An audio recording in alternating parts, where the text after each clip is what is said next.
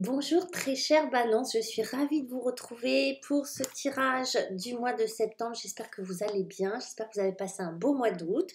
Moi je suis très heureuse de vous retrouver. On va faire un petit tirage avec deux tarots. Le tarot des éléments que j'aime beaucoup, qui est très beau, que vous allez découvrir. Et puis, si vous ne connaissez pas, et puis les arcanes majeures du tarot de Marseille. Je viens de faire le tirage, les balances, ça m'a l'air très beau. Comme ça me donne une sensation on parle de résilience comme ça, hein, si je devais donner un titre, un mot, de résilience et puis d'étapes, comme on passe des étapes parfois importantes dans la vie sur ce mois de septembre. On commence avec le battleur, arcane majeur. Vous en avez deux d'arcane majeur, de très belles. La confiance avec ce tarot des éléments. Le battleur, lui, oui, c'est un numéro 1, donc intuitivement, on sait qu'on est sur un départ ou sur un nouveau départ ou sur quelque chose de nouveau. Ça peut être professionnel, ça peut être intérieur, ça peut être dans la vie, ça peut être amoureux, mais en tout cas, on est sur une énergie de renouvellement, de fraîcheur comme ça, d'amusement, de jeu, il y a de la légèreté. Et vous allez être ce battleur. Le battleur, on l'appelle aussi le magicien. Et c'est vrai que quand on a confiance, on peut se promener comme ça sur un pied et jongler avec les éléments. C'est vraiment, vous allez jongler avec les éléments. Vous allez créer la vie que vous avez envie de vivre. Voyez, vous n'allez pas subir, vous n'allez pas attendre, vous allez être le personnage principal de votre vie. On va dire ça. Vous allez être le premier rôle, hein, avec le battleur numéro 1. Vous allez être le premier rôle. Et vous allez y aller avec beaucoup de finesse, avec beaucoup de subtilité, avec beaucoup d'intuition, avec beaucoup comme si vous étiez relié à une part plus, on va dire, pas plus sombre, mais plus, comment on va dire ça, votre part d'ombre, qui n'est pas sombre, mais votre part d'ombre, votre part inconsciente, d'accord?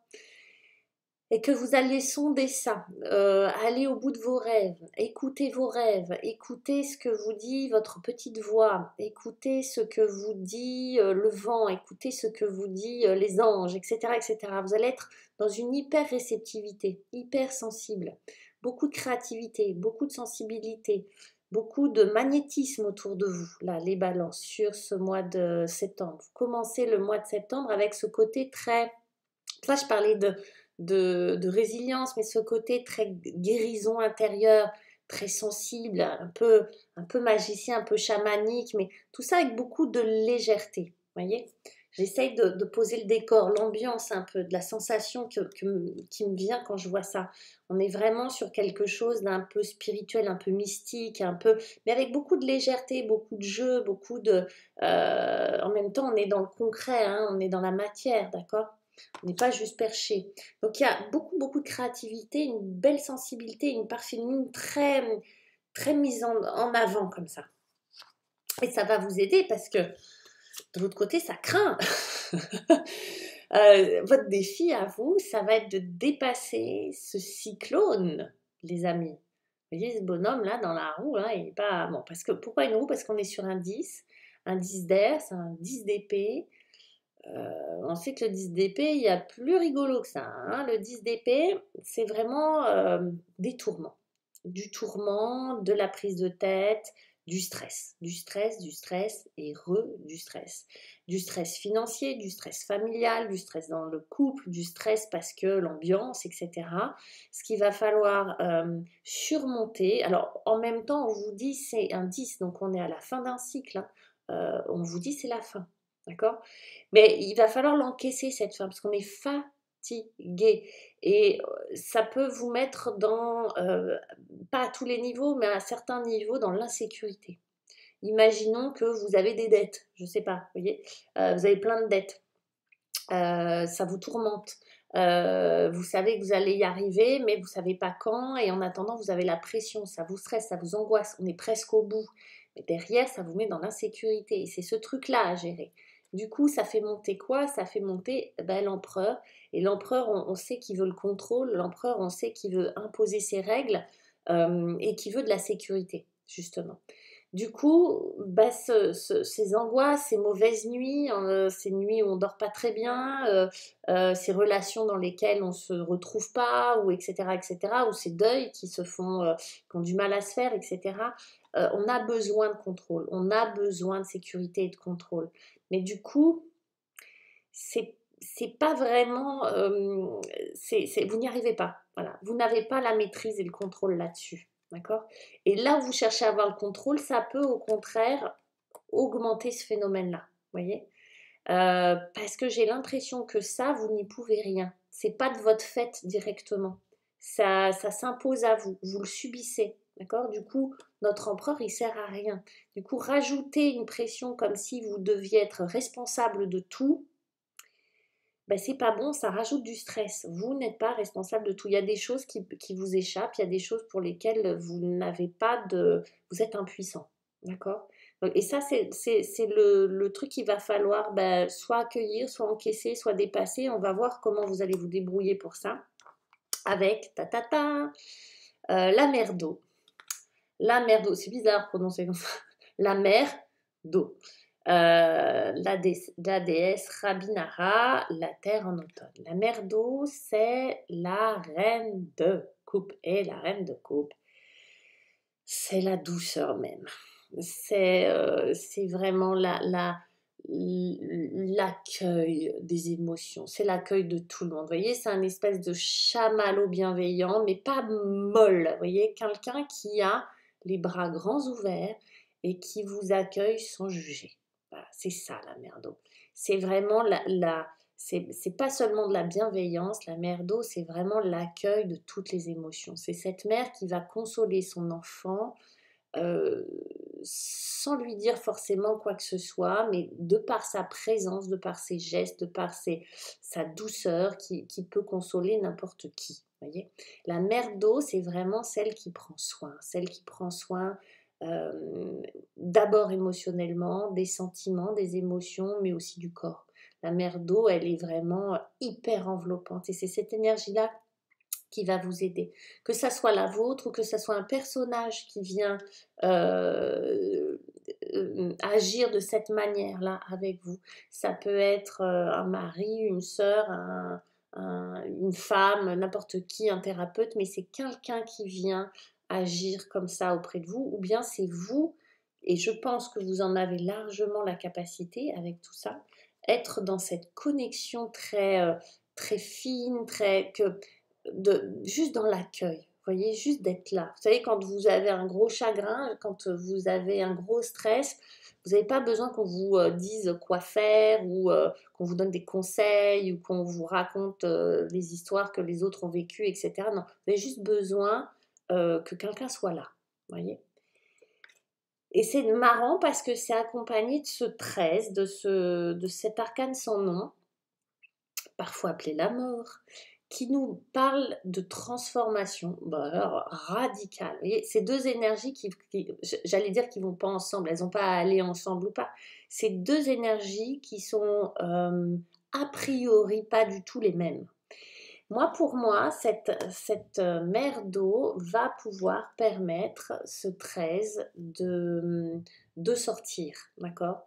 Alors, il a plusieurs significations vu ce que j'ai. Ce 13, ça peut être une colère et une angoisse qui sort, quelque chose qui est exprimé, d'accord? Qui peut être balancé, ok? De manière radicale.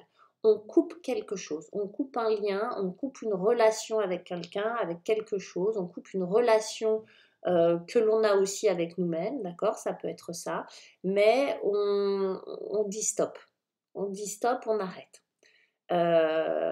Et c'est franc, c'est radical, ça peut être vécu comme quelque chose de très, j'allais dire, gerbé.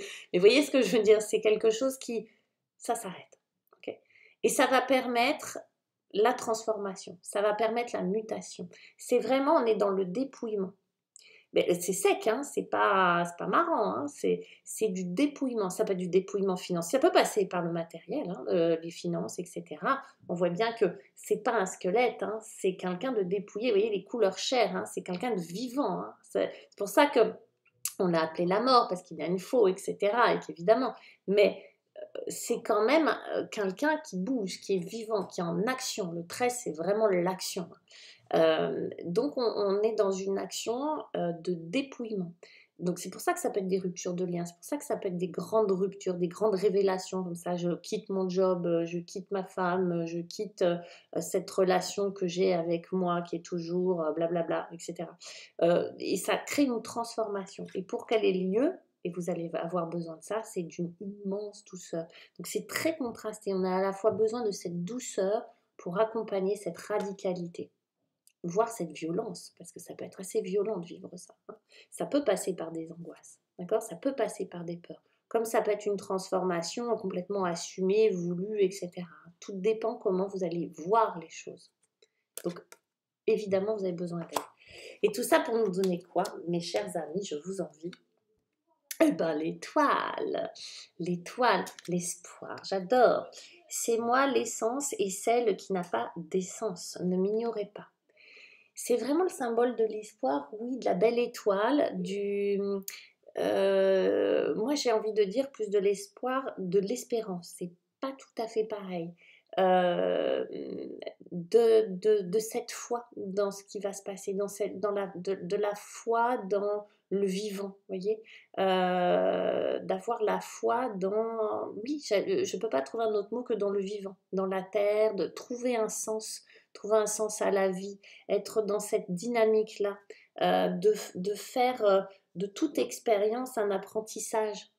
D'accord? De faire de toute expérience un apprentissage, de voir la beauté là où elle est, partout, de voir l'amour partout où il est. Vous voyez, de cette quête de vivre dans une vibration très très haute, très élevée.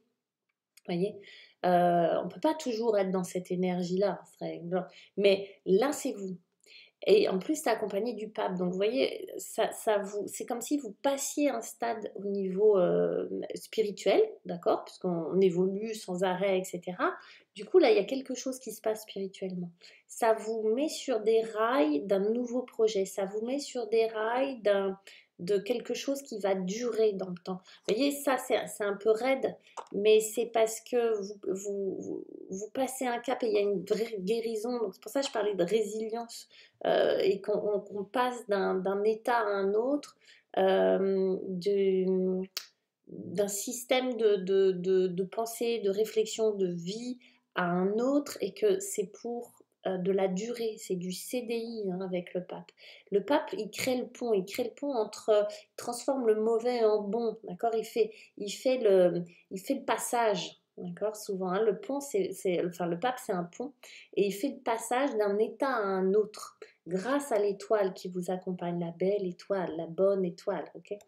Donc là, vous êtes sur des projets nouveaux, vous êtes sur de l'indépendance, vous êtes sur de la transmission. Il est possible que vous ayez envie de transmettre, d'enseigner, d'avoir votre business à vous, d'avoir un projet immobilier, d'avoir un projet de couple avec quelqu'un, etc.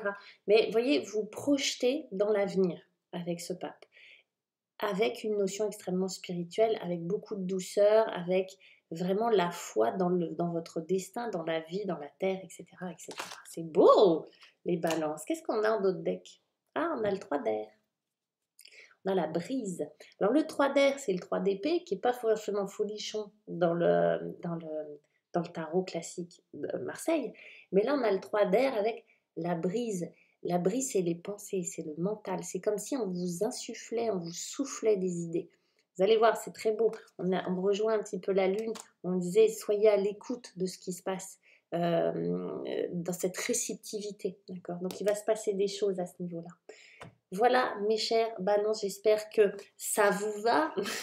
Je vous embrasse. Je vous souhaite un beau mois de septembre. Au revoir.